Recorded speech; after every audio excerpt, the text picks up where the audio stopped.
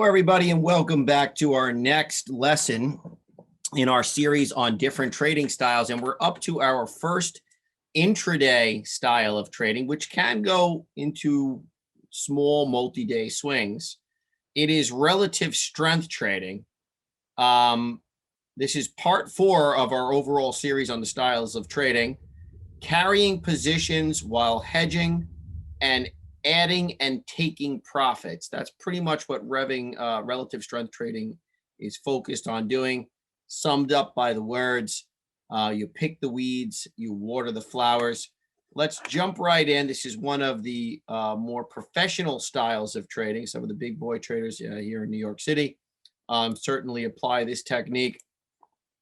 My name is Michael DeGioia. I have been a trader in every single role that you could imagine on a trading desk, from an individual self-directed trader to a trader on a trading desk to a risk manager to a market maker, and then finally the trading desk manager itself.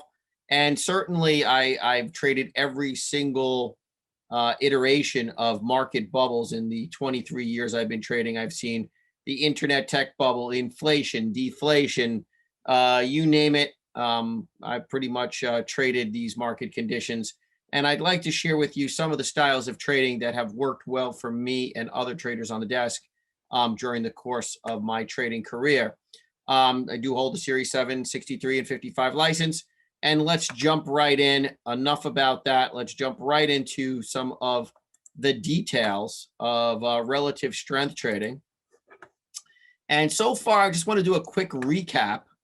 I'm just going to recap real quick. We have covered core trading, and we have covered swing trading. I'm just going to go into a very plain vanilla chart. So notice I always have all of my indicators configured on my charts. Just going to make sure that I'm sharing this properly. Remember that all of my indicators are on my charts, and I have them all pre-configured. So if I want to look at the MACD and the RSI and the CCI, I have one for that. I have my Bollinger Bands. I'm going to probably throw my Bollinger Bands on this on the chart for this one, because Bollinger Bands are very, very helpful for trend direction as well as breakouts. So let's take a look at my Bollinger Band. Yeah, let me just fix that configuration. So here are my Bollinger Bands. Let me drop us into a 15-minute chart. Okay, and this really does do a good job of illustrating. Now, I also want to show you something else. Notice this empty section from 4 a.m. all the way till 9:30. 4 a.m. to 9:30, that is the pre-market. Pre-market is really not a time that you'd be trading this style of trading. So I'm just going to go to data config, show pre and post market. I'm going to remove that, hit commit. And then now we have these very, very smooth charts. Now, this is a 15-minute chart, and we're going back now a couple of days. And this is exactly what the kind of market that a relative strength trader would be looking at, okay? And I'm going to do a couple of things here that some of you may not have seen in the past. But certainly here, this was the sell-off post-Fed announcement that tapering of the stimulus may occur soon. So the Fed gave us some indications that they may not continually buy assets if inflation continued to show strong signs of increasing. And sure enough, that was Friday, gap down into that was Friday's gap down. Certainly now Monday, we kind of got a little bit of a recovery, and the market kind of held at this level. You see a very deep tightening of the Bollinger Bands. And then this is the S&P. Relative strength trading is things that are relatively strong compared to the S&P. Or in the other instance, things that are relatively strong to the NASDAQ. So here's the NASDAQ chart. This is the QQQ, which represents the NASDAQ 100.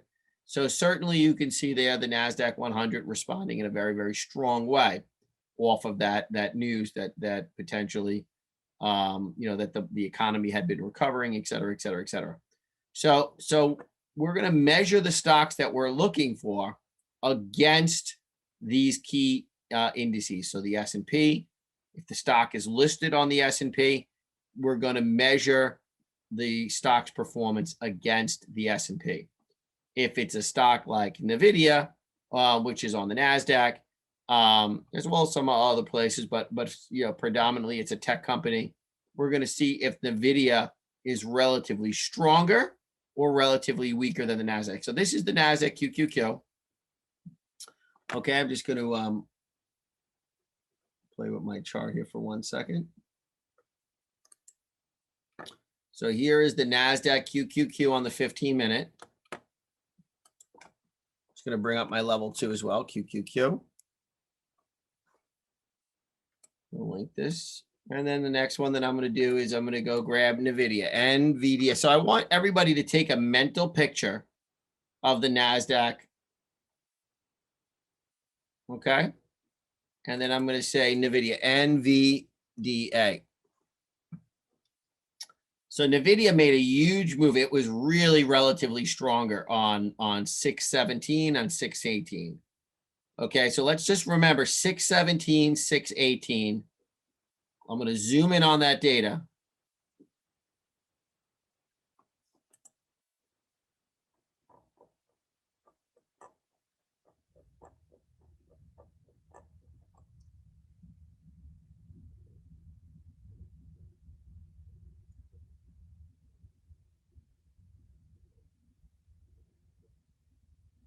Here's 617. Okay, here's 617 and 618. So some really strong movement on NVIDIA on those days. Okay. So let's take a look at, I'm going to see if I can,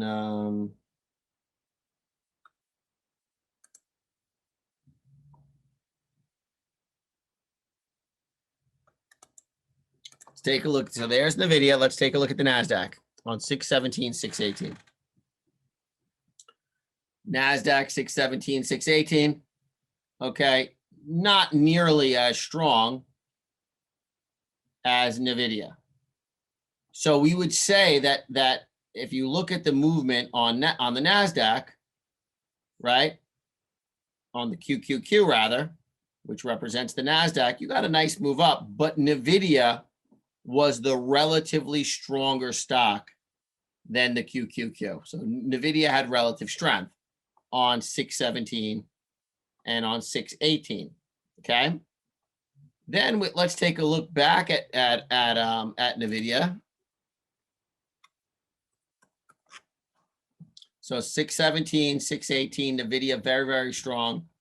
On 621, which is Monday, NVIDIA relatively weak to the NASDAQ. Let's take a look at the QQQ. On 621, markets flat to slightly up. NVIDIA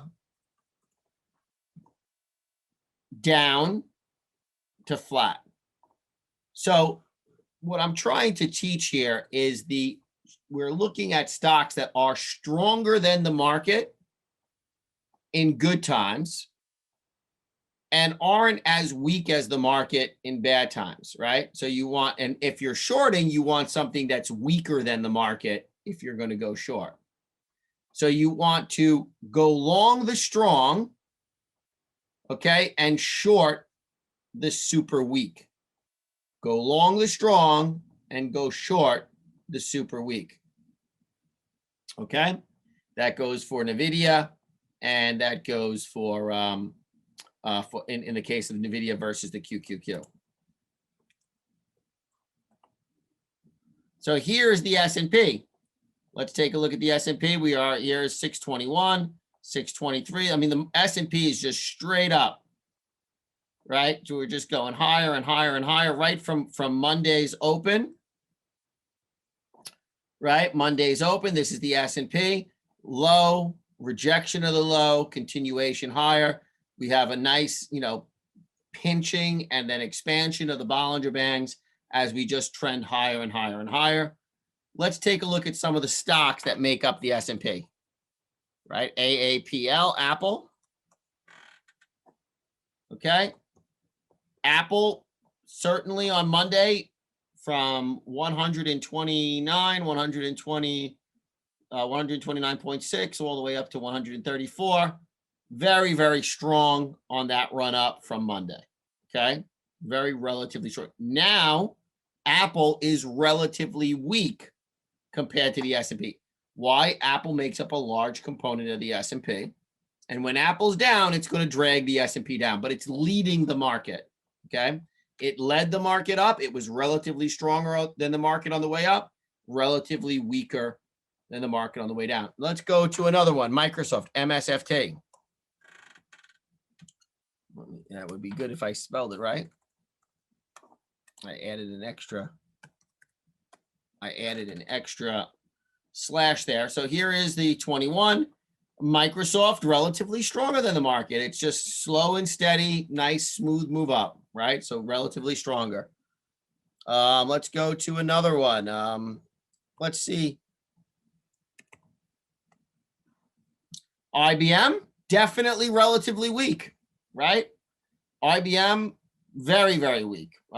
Just not going anywhere at all. I mean, it's up, but really certainly not the same trend as the rest of the market. Let's go for something that goes on the Dow, the 3M. 3M, weak, very, very weak. Like, you don't want to be in this stock. It's just, I mean, you probably want to be in it now as technology selling off. It's inverse to technicals, right? To technology companies. So you have, and let's see what the DIA is doing. Probably the DIA is starting to go up. It's not, it was relatively weak to the NASDAQ on the way up, but certainly not as strong as the NASDAQ on the recovery. So this is what the concept of relative weakness and relative strength is. Now, what do relative strength traders do? They buy a basket of stocks that could potentially have big moves. So they'll be looking at something like this. And I'm just going to go back to our QQQ again. So here's the QQQ on the 21st. We have a low, we have a low, we have a lower low, we have a higher low, we have a blast off potential. And sure enough, the QQQ is relatively strong. So they'd find the stocks that are on the QQQ that are stronger than the QQQ. They'd buy some Apple. They would buy some maybe Amazon. Let's see how Amazon's doing.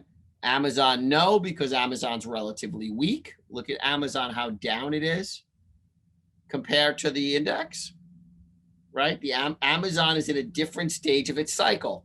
It's already going down. So they'd buy stocks that look like they are relatively stronger than the market, leading the market in that upward direction. And then as that move starts to end, they would start to put on small positions at first 100 shares, then 200 shares, then 300 shares, as the new market direction starts to show its face.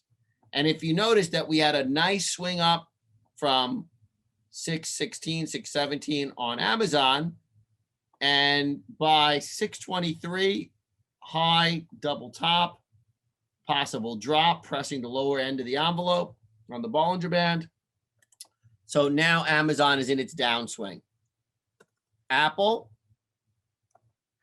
also in a downswing. So money is cycling out of technology and into things like 3M, Minnesota mining.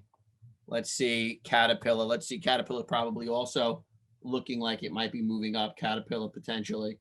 Caterpillar pulling back a little bit at the moment, but maybe it's going to go higher. Let's take a look at the daily chart. So what relative, and look, Caterpillar had a huge sell-off, and then now it's kind of bouncing, but I wouldn't be interested in Caterpillar here. It's probably gonna change direction shortly. That's a kind of a climactic sell setup near its target area. So let's go to load settings. We're going to take a look at this with some different intraday charts. We're going to look at it with the moving average pair and price with volume. So on this chart, let's take a look at Apple.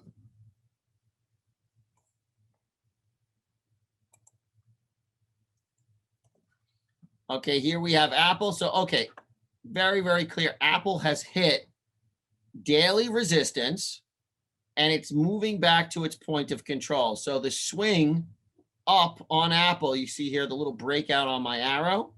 That's the movie. Every time these arrows pop up, I have them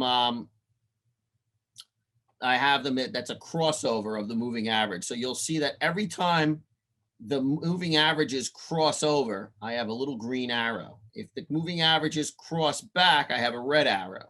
So anytime you get a moving average crossover of the moving average pair, the 10 and the 20 moving average, that is the end of that daily swing. So let's take a look at this on a 60-minute chart, because generally speaking, relative strength traders are using the 60-minute chart to capture this whole relative strength swing or trend. And they are trying to get into the other direction once it kind of swings the other way. Now, we have not gotten a moving average crossover yet on the on Apple on the 60-minute. Let's take a look at the 30-minute. 30-minute, we already got the moving average relative strength trader crossover. So we're trying to take these intraday swings, okay, and relative strength traders will hold some overnights.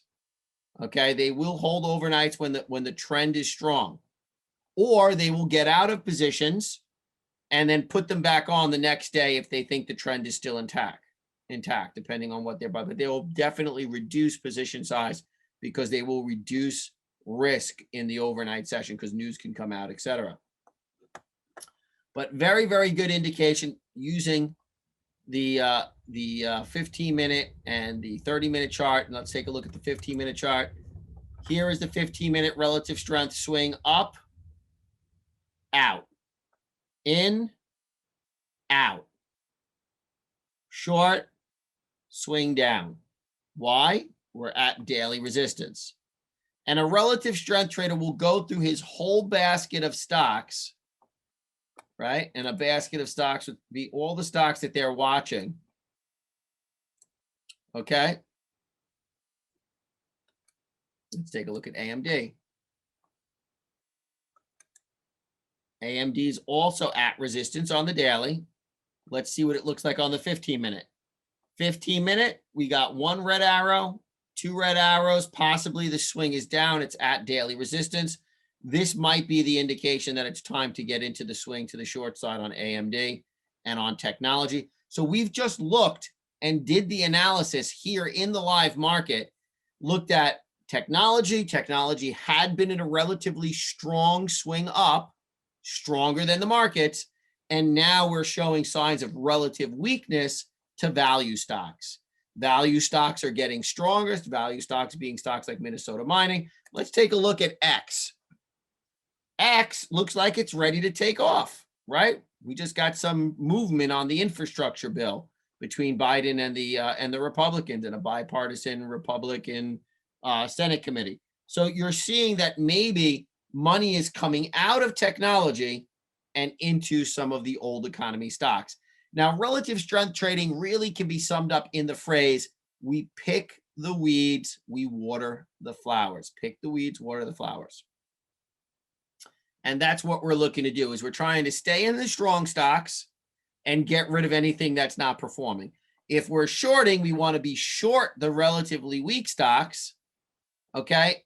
And then, of course, get out of anything that's not going down if the market is in a bearish mode. But we haven't had a bad market in a long time, at least to my recollection.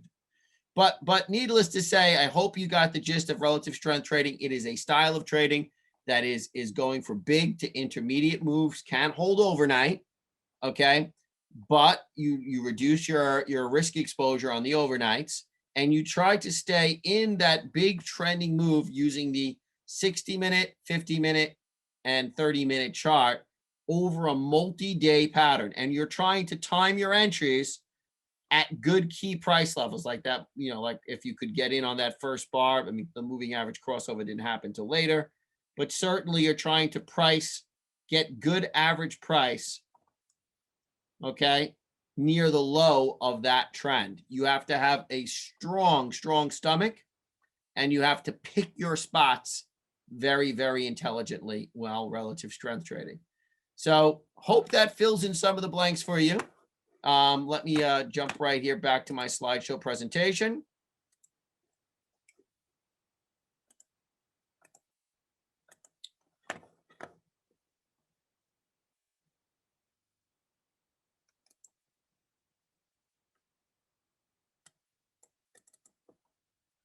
All right, so what are your next steps? Next steps would be continue to learn with me and Dash Trader. Go to Learning Day Trading. I'd love to teach you more about the nuances and the details of relative strength trading, how to build a basket of stocks, what sectors interact with other sectors. Obviously, sometimes when oil prices go up, airlines go down. Certainly, you have when consumer cyclicals go up, there's an inverse relationship there as well. And there's like the technology versus value stocks, which is very, very prevalent correlation in an inflationary market. So I'll teach you those nuances of trading, what to watch for, how to build your baskets, how to build a stock list, a stock universe. Scroll down to our featured educator section after you go to learningdaytrading.com. Find my picture, select which coaching session you're interested in. Certainly a great way to start is a 30-minute consultation. It's just $50. Certainly another thing to do is that you can purchase coaching package hours. You'll get a bigger discount depending on the amount of hours that you purchase. I'd love to work with you. Trade well, everybody, and see you in the next lesson.